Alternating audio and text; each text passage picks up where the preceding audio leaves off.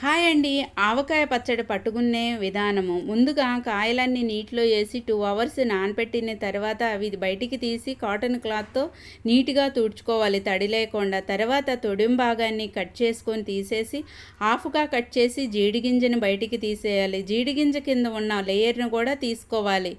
మనకి ఏ సైజు అయితే కావాలో అంత సైజు ముక్కలుగా కట్ చేసుకొని బేషన్‌లో వేసుకోవాలి. తర్వాత ఆవపిండి, మెంతుపిండి వేసుకొని బాగా కలుపుకోవాలి. నేను ఏమేమి ఇంగ్రీడియంట్స్ వాడానో క్వాంటిటీతో సహా నేను డిస్క్రిప్షన్లో పెట్టాను చూడండి.